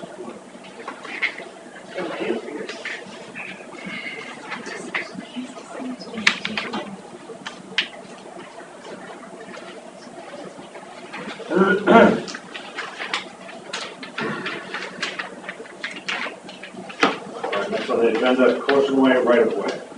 Okay, this was continued from the last meeting so that we could get the copy of the minutes from the planning board meetings in 2001 and 2 when the development was done by Mr. Cook, as well as a copy of the recorded plan that shows that 20-foot lane. And so what the minutes did show is that when he built it, he explained to the planning board that at least one of the back lots, by utilizing an existing active 25, he has 20 foot in one place, 25 in another, but it is 20 right-of-way, which goes back 150 years. And then Mr. Dearborn asked to look further into the use of the right-of-way. So at the next meeting, they continued with the right-of-way that he noted that he had the right, as well as all the butters, to use the 20-foot wide deeded right-of-way. It's an old right-of-way that existed, like it said, 150 years back, and I believe it was considered a logging path, but I'm not too sure. But it does show on the plan as well as a 20-foot unnamed lane. And so the problem is occurring just at the at the point after Lot 8A, where there's some rocks and boulders that have been put there, so Mr. Berg can't access his back lot. So that's all he's requesting, is that the board authorize Mr. Cook to be asked to move the obstruction. Has he sent a letter to Don Cook? No, he came to the board for that. Yeah, I spoke with Mr. Cook the other day, he was still not made, Mr. Berg had not made any contact. I'm looking at this in another two-party problem, not involving the town. Except that the right-of-way does not show as owned by either Mr. Berg or Mr. Cook. That's where the problem occurs, is it's been an existing lane. You talked to Mr. Cook, what did he say? He said Mr. Berg had not contacted him Okay. lately, but they had talked about it every Many 5 years years for the ago. past 15 years. Yeah. Every 3 years, that's come up. And that was all he had to recall, all he had to say about it. This is a Class 6 road, the same as Stearns Way. This right away. Yes, in other words, this is something that Mr. Cook, as far back as 2001, would have acknowledged was a road that in fact was able to be used by the public. It had been created that way and never formally discontinued. And as such, the public has a right to use it. The selectmen still regulate it, but we do not have to pay to maintain it. We don't have to take any steps to maintain it, but we regulate it. And so one thing we could do is we could require Mr. Cook to remove any obstruction, okay, because it's open to the public and it has to be on its entire length. It only took us 2 times to the Supreme Court to learn this. That would be Gill versus Gerardo, 1 and 2. So we certainly, if it is obstructed, we could ask Mr. Cook to see if he would voluntarily agree to remove the obstruction to anyone in the public who wanted to use this right of way. I make a motion necessary to have Karen send a letter requesting such. I'll second the motion. A motion and second, all in favor? Aye. Motion passes. Other old business. I would like to make a note that, as requested by the board, a letter was sent to Mr. Thibodeau and Beck regarding the issues discussed at our last meeting concerning Vanette Drive. And if we don't see a response by the end of this week, I would motion that either the town administrator or the maintenance supervisor take the appropriate action to remedy the situation.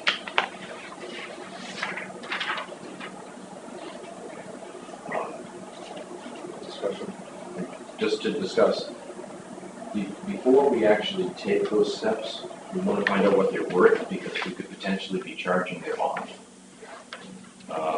And so we just want to make sure that we know exactly what those steps would be and what they're worth. Would they be handled by, an outside contractor or something, so that we know a value to deduct from that bond. And that we give them notice in advance that we're about to do it, and that we would in fact take that money out of their bond. I think that's appropriate, yeah. And we are only dealing with the right-of-way issues. Yes, Right. not the hung-up tree. No, none of that.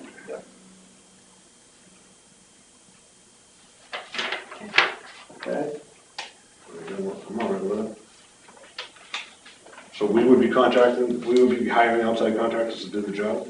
Or if we did it with our own forces, at least we'd have some way to value what that work would have cost. So it's a public right of way? Yeah. And then all I'm trying to do is. Does the town take care of any other public right of ways? Oh, we do all kinds of work in the right of way, but, Right. we have $5,000. Mm-hmm. Whatever needs to be done here will not cost $5,000. No, $1,500 is owed to one resident. Right. Drainage issue. For the drainage issue in the driveway.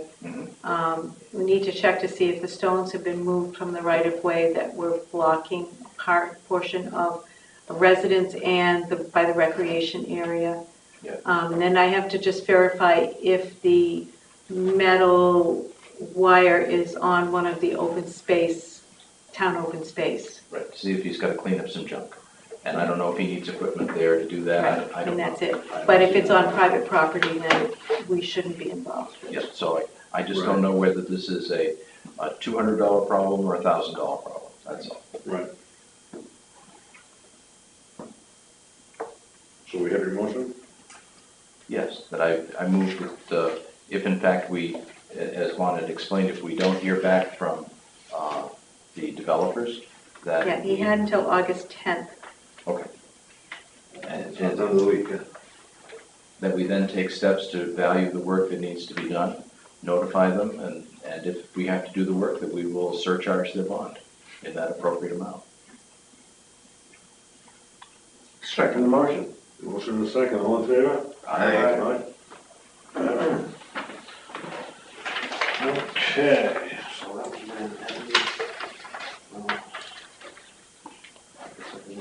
I have one other old business, the town car still not The check- repaired. No, it's Very already, surprised. the check just came in last week Checks from, with mail. Check. no, it's actually finally arrived. We did just get the check in from the insurance company from the person that did it. Okay, great. So it'll get scheduled to go to Ben's and get fixed. Excellent. Any other old business? No? Mr. Houser? Yes. Planning board has asked me to see the selectmen would like to have Mark Fugere continue his search for counsel to address the issues of the regional impacts with the city of Portsmouth and the PDA. Yeah, and I think you remember. Everyone's so far, everyone that he's talked to has had a conflict. Well, that's why I figured we just let him look around. Even if we come to an agreement, someone's got to read the agreement. Yes. At the planning board discussion, which would be available later on tape for 3 minutes, Mr. Gerardo, who is our rep to the RPC, was suggesting that we give more time for the RPC project process to work, while other members of the planning board were very clear that they wanted council to be started sooner rather than later because of the 10-year plan process.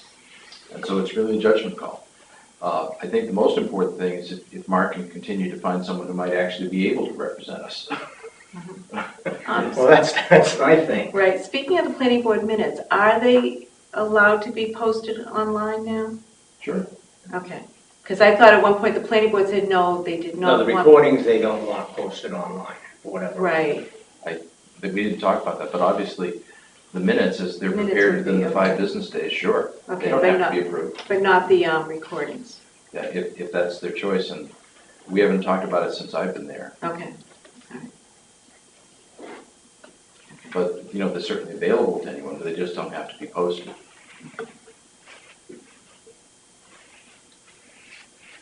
Okay, excellent.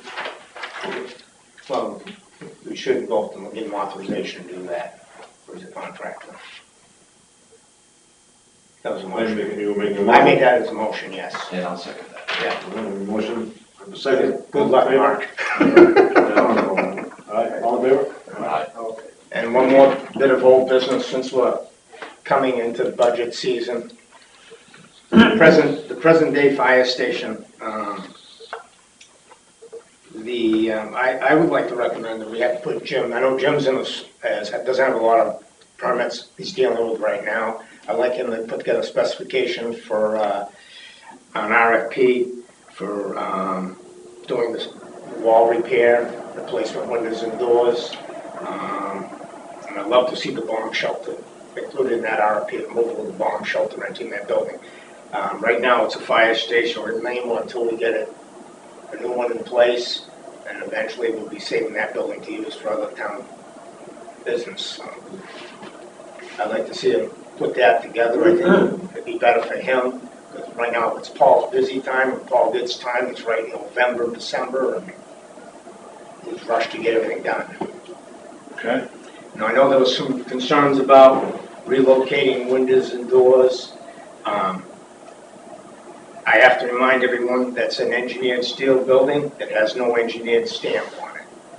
To do any type of replacement, relocation of windows and doors requires someone to go through the plans completely, then make the changes on anything that needs to go through and relocate the doors and windows.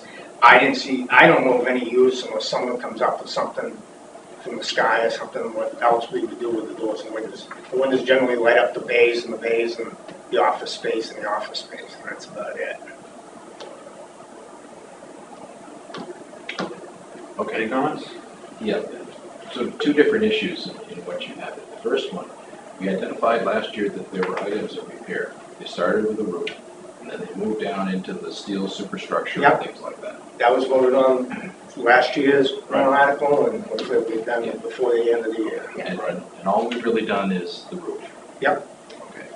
Now, we don't really know what our adaptive reuse of that would be if and when a fire station is authorized, right? So isn't it premature, don't you think, to relocate windows and doors? I wouldn't relocate them, I would replace them because they're 30 years old. You're not gonna, I don't think it's gonna be worthwhile relocating windows and doors, is what I'm saying, with the engineering costs that it would require. I think whatever we do, we have to adapt with inside the building with lighting and such to do that. Okay. Well, What's the problem with the windows and doors right now? They're older, they're double glazed, the glaze is gone, they're all clouded in. Some are rattling. I think Ralph may have actually replaced one in his office already, so that may not need to be done. I spotted that a couple weeks ago, but I haven't thought to look at it close up. But the two up here, and they may have replaced the two and they redid the fronting, but definitely the twos in the bays. The doors, they may not need to be done. They may just need to be re-weather stripped, which would be okay. But definitely the outside vinyl siding, and you can put, GAF has a material you put on the outside for insulation, or increased insulation value, and basically not have a building that looks like it belongs. Will the rest of the buildings have that?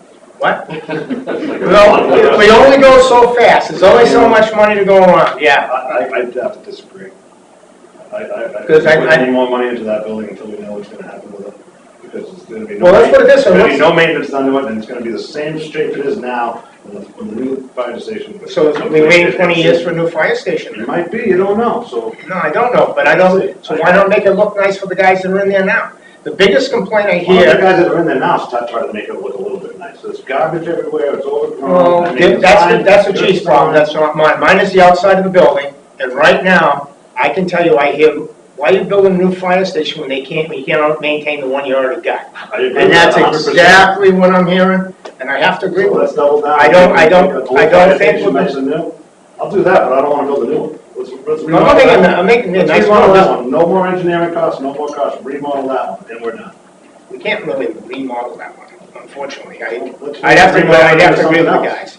What? Just wait, remodel it into something else. Or just if they can build that library on that site, we can put windows in that building wherever we want. It's possible.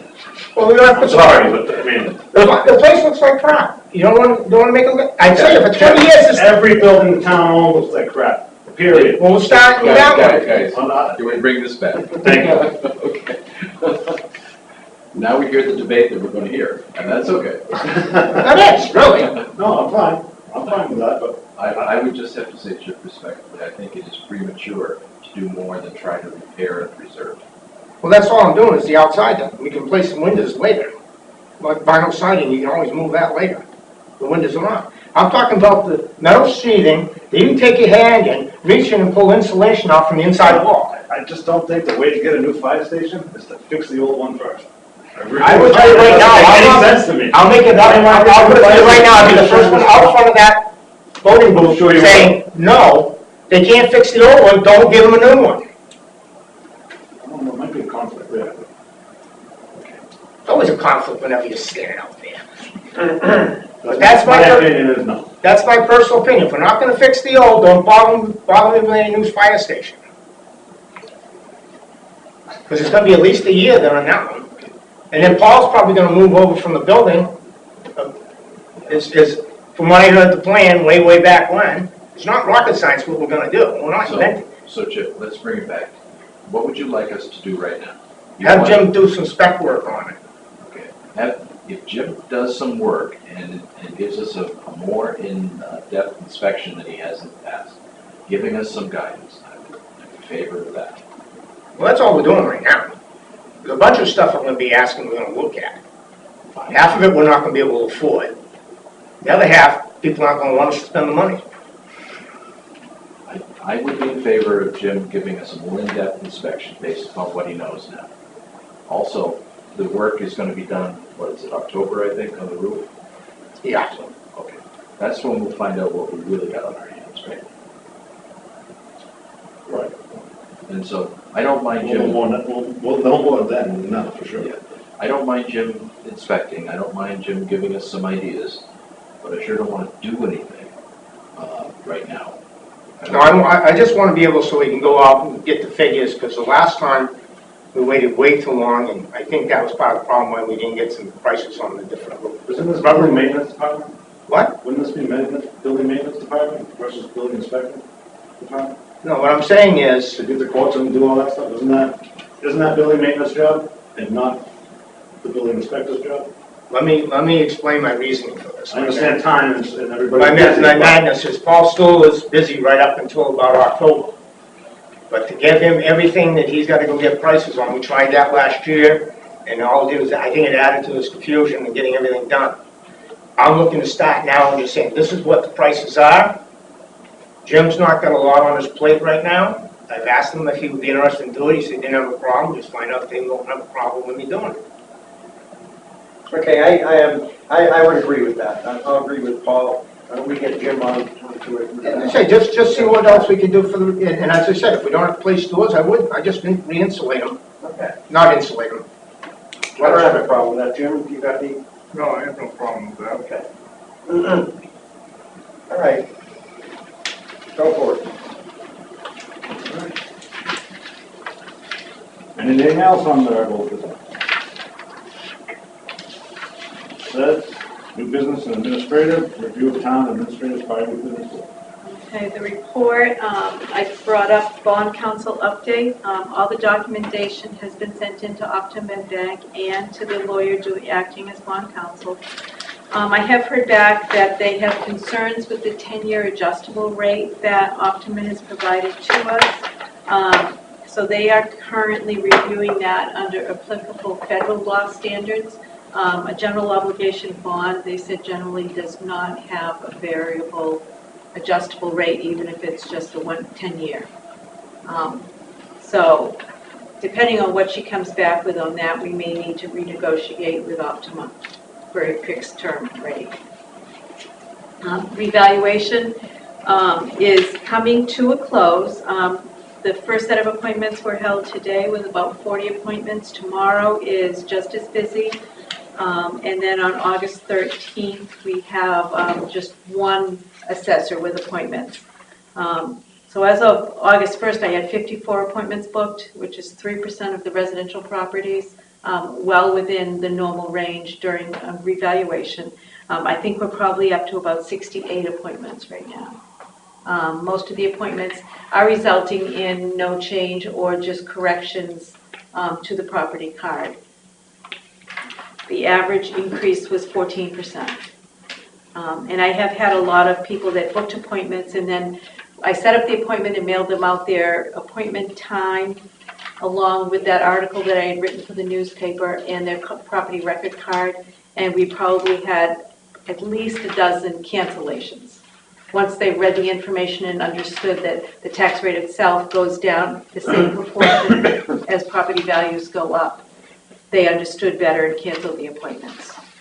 MS4 notice of intent, that is due for, to be submitted in on October 1st. So I've been working on that and coordinating some of the Greenland's input through the Seacoast Stormwater Coalition.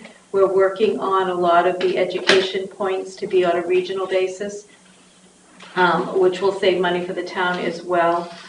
Today I submitted in the year 15 annual report for the 5-year permit that expired a long, long time ago, 2008. And that had been just continued on. So that will be well within the October 1st deadline for that. Last year I had an intern, a no-cost intern, that actually did a lot of our preliminary stormwater management plans and things to get us a head start. Highway block grant is the aid that we receive each year from the state. We did get a slight increase for this coming up fiscal year of about $3,000, $3,500, because it is based on $13 for each resident residing in the town approximately, and our population increased, as well as a little bit more mileage. We didn't add significant more mileage yet.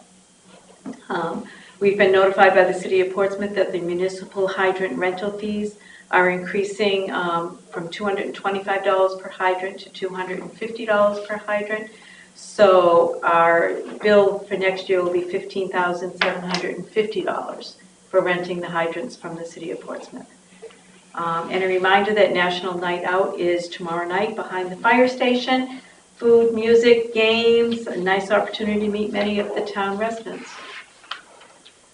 And if you noticed in your pages, your FYI that was put together, our secretary to the boards recommended the selectmen will all be participating in limbo and to wear comfortable shoes.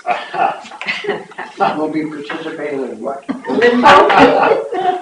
The DJ will be running a limbo competition. I can probably make it under 5 feet. That was the weekly report. That's funny.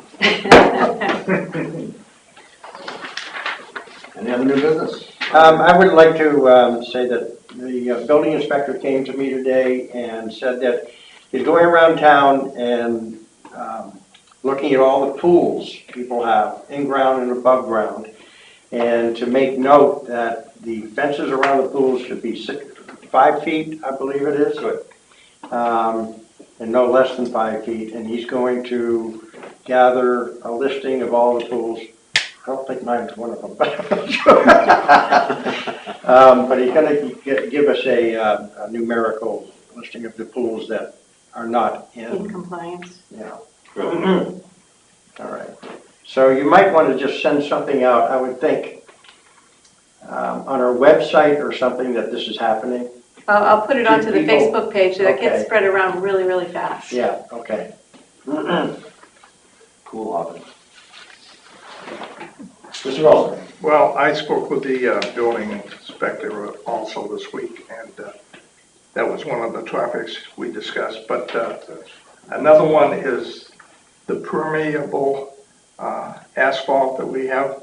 Apparently, that's supposed to be vacuumed every year, and that has not been happening, so. At what places, Jim? Target and Lowe's. The Target. That's really the only installation I think we have, right? I think Sidewalks that's at Actually, Bramley's got it on the Yeah, sidewalks, but that shouldn't be a Okay. problem. Yeah. Okay. So, yeah, that should be an enforcement action. Right. How do you go about that?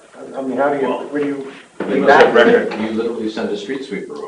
Right, when you And they- first you they go over did. and you ask them for proof that they've had it. Right. Okay, That- I'm surprised they haven't done that yet, because usually I know that's part of this. I've seen it a few Labrie's been times. doing it for a long time, I Yeah. haven't seen any, or not seen any in a while. Spring cleanup, that's part of it, so I'm But surprised. it was, I can remember in years past, it was a dedicated, it looked like a contracted job, they were there every Tuesday night or whatever it was. Yeah. But if it's not going on, that's the problem, that permeable pavement is, once it fills up and you can't vacuum it out anymore, you gotta rip it up and redo it. Yeah. And that's the big downfall of it, and sediment goes downhill. I'm not a big fan of permanent pavement, especially on a small site. Okay, so where do we send notification out to these people? That's Jim's. That's Jim, you can follow up with it's Packard Development who you would follow up with, they're the, Still enforcement? Yes. Yeah, right. It's a planning board condition of their approval. So Okay, right. He's just enforcing that condition. Right. Yeah. But anything else on the new business?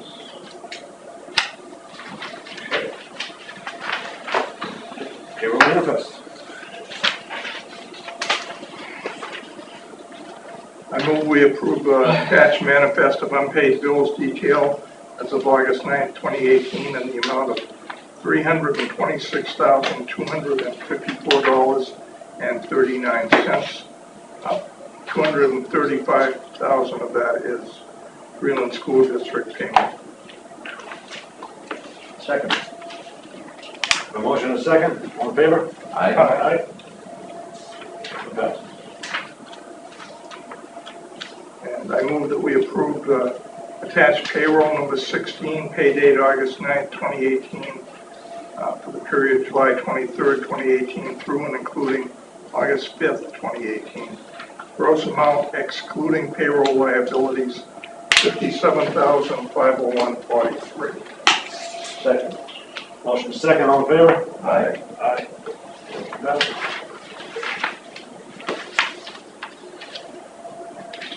Anything else to be brought about the board? Move to adjourn. Second. Motion and second, all in favor? Aye. Aye. Adjourn. Yeah. You could have resisted.